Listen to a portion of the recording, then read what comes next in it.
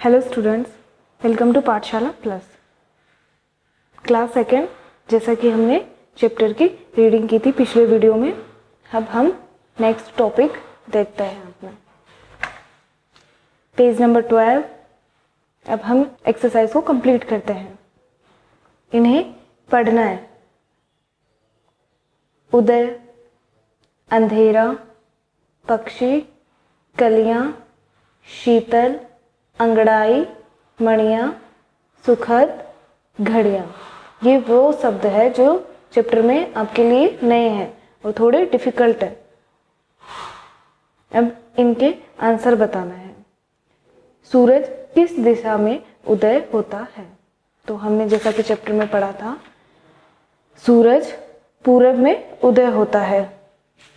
इसका आंसर होगा सूरज पूरब में उदय होता है।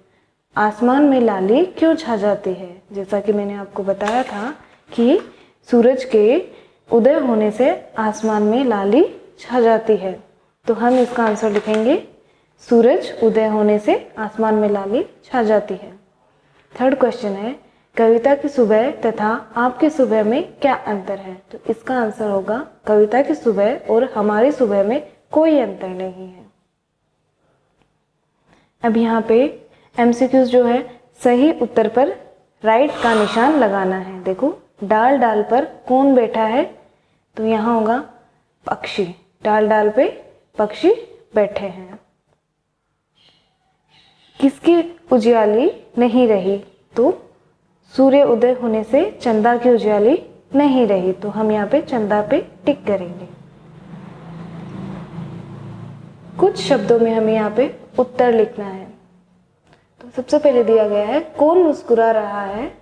तो देखिए यहाँ पे हमें मिलेगा, फूल खिलने से कलियां मुस्काई। तो यहाँ होगा कलियां मुस्कुरा रही है। लेकिन हम यहाँ पे एक शब्द में ही उसका उत्तर देंगे।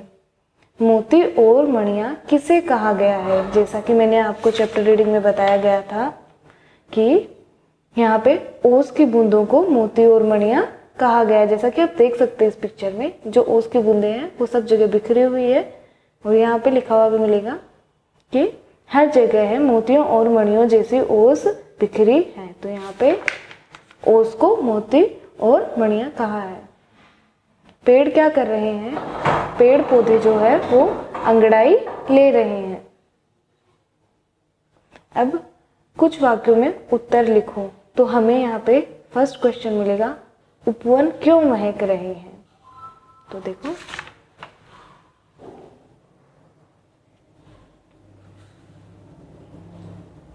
फूल और कलियों से बाग बगीचे और उपवन महकते हैं। हम इसका आंसर लिखेंगे, फूल और कलियों से बाग बगीचे महकते हैं। हवा किस प्रकार बह रही है?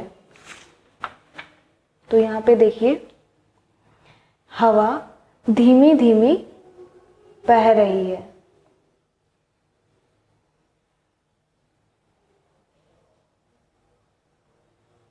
हम यहाँ तक लिख लेंगे, हवा बह रही धीमी धीमी, शीतल, मंद और सुखदाई। तो इस तरीके की हवा बह रही है। सुबह की सुंदरता के बारे में अपने शब्दों में लिखना है। तो यहाँ हम लिख सकते हैं कि जब सुबह होती है तो चारों तरफ खुशियाँ बिखेरती हुई जो सुबह है वो होती है, और चारों तरफ जो मतलब सूरज की जो उगने से आसमान में जो लाली छा जाती है वो चारों तरफ हम देख सकते हैं। और जो ओस की बूंदें हैं वो मोती और मणियों की तरह फूलों पे, कलियों पे, बाग बगीचे में बिखरी हुई रहती है। तो और भी आप ऐड करके सुबह की सुंदरता के बारे में अपने शब्दों में लिख सकते हैं। अब देखिए, यहाँ पे चंद्र बिंदु वाले शब्दों को लिखना है। तो देखो, यहाँ पे हमें चंद्र बिंदु लगाना है और इन शब्दों को पूरा करना है। यहाँ पे लिखा है बांसुरी, लेकिन यहाँ पे हम चंद्र बिंदु लगा के बांसुरी बना दिया। तो मुंह है और यहाँ पे होगा चंद्र बिंदु है, मुंह है। हंसी और हंसी, कांच और कांच।